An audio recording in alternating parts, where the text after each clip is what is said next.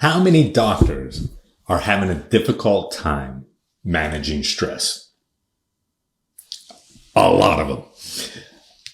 I just looked at an article by Mayo that surveyed 43,000 physicians and wanted to find out, how are they doing? How are they managing stress?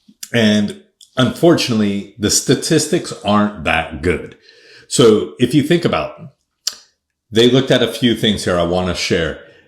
Emotional exhaustion is 38.6% higher than it was prior to the pandemic. 38.6. Now, they also have something called depersonalization score, which means you just don't feel like yourself, or you're uninvested. You're just not really in it anymore. That is actually increased by 60%. That's a huge number. Now, what really got me was 62.8% of the physicians in the year of 2020 had at least one episode of burnout. That's huge. Now, if you think about what I'm trying to present to you here is, physicians aren't immune to the stresses of life, right? And they have a pharmacy available to them that they could try to manage this. And unfortunately, either they're not utilizing their medicines, or they're just not working. They're not taking away that edge. They're not taking away that stress. Now, I have been practicing for over 2 decades as a physical therapist, and I've been a director of a rehab department. So I've had a lot of interactions with physicians, and I see the stresses they go through on a regular basis from an outsider's point of view. Now, I feel that this is a big issue when you're a practitioner and you're trying to help other people, but you're fighting your own problems and your own stress. It's very hard to be present. It's very hard to be there for your patient, for your coworkers, for your family, if you're constantly suffering your own problems. Now, we have a method that I teach. There's a model that I teach that helps people manage stress. Now, it doesn't necessarily matter if it's a physician, if it's a corporate executive. Everyone has stress in their life, and everyone manages stress differently in their life.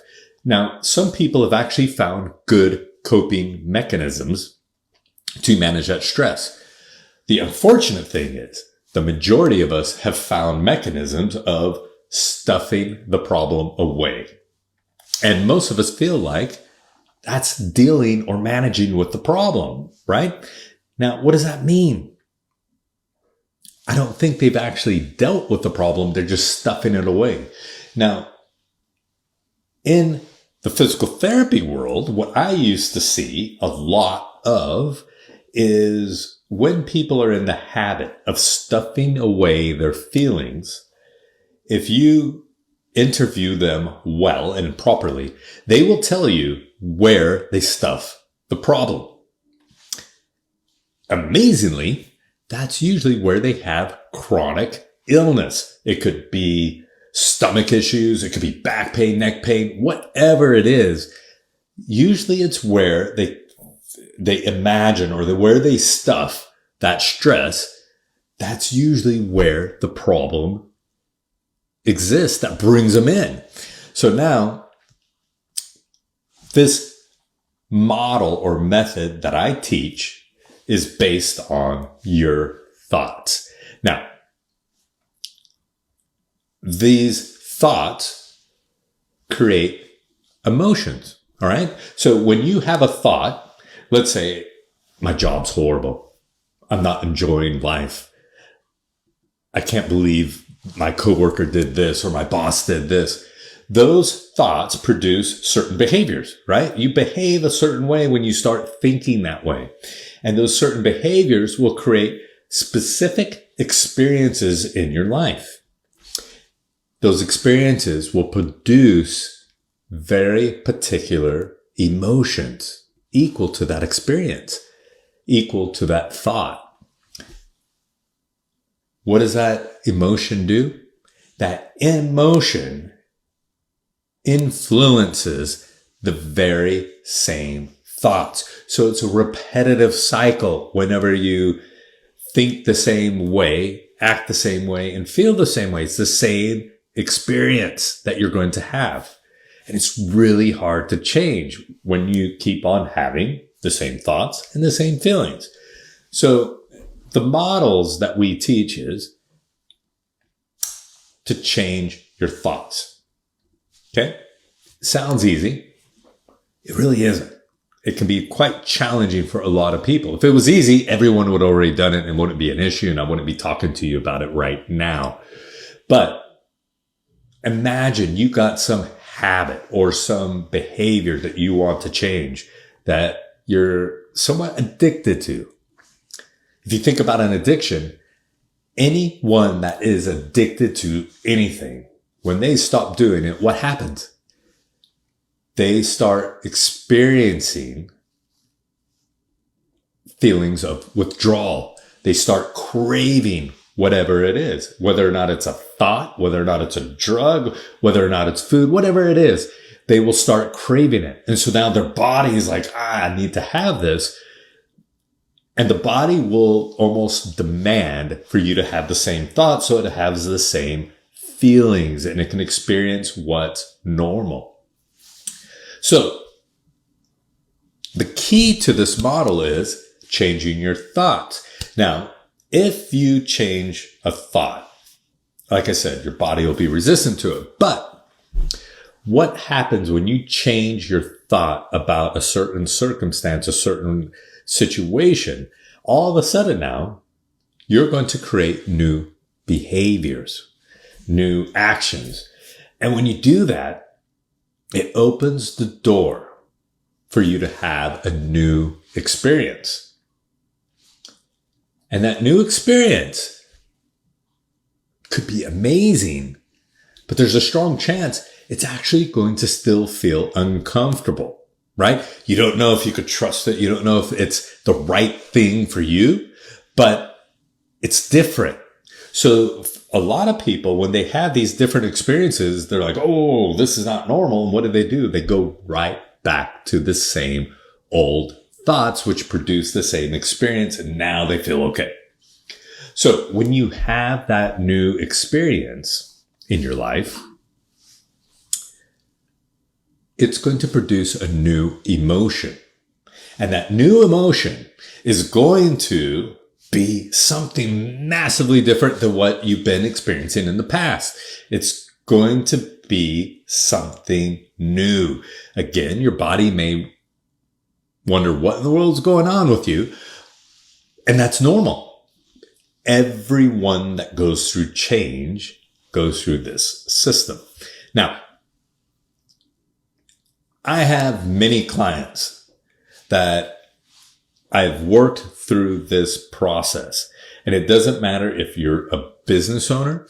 It doesn't matter if you're an employee. It doesn't matter if you're an executive. The system works very well for individuals to change. And once you get a individual to change, and if you can get multiple individuals to change within a company, now all of a sudden you start working better together. You start having less conflict. You start actually enjoying going to meetings. You look forward to the creativity that goes on. And we've done this work with many corporations. We worked with Google. We worked with Coca-Cola. We worked with Cisco, and we worked with many other major corporations and seen this system works.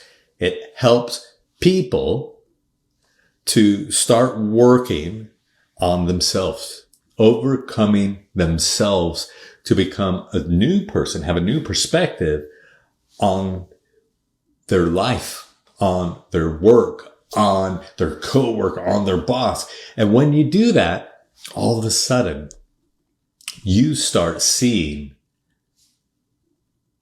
the growth, the improvement, the flow, the excitement within your own company. So if you think about, if you relate to this, and if you can say, yeah, you know what? I do go through this and I experience it and I want change. We have the answer for you. So I have a course coming up in October that I would love to have you join to learn how to overcome yourself, to learn how to overcome burnout, mental exhaustion, learn how to overcome all these things and start being a demonstration of change within your environment. When people see that,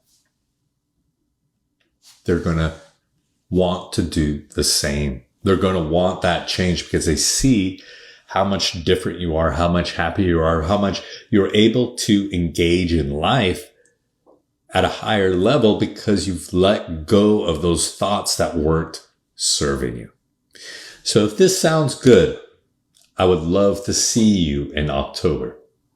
All right, take care.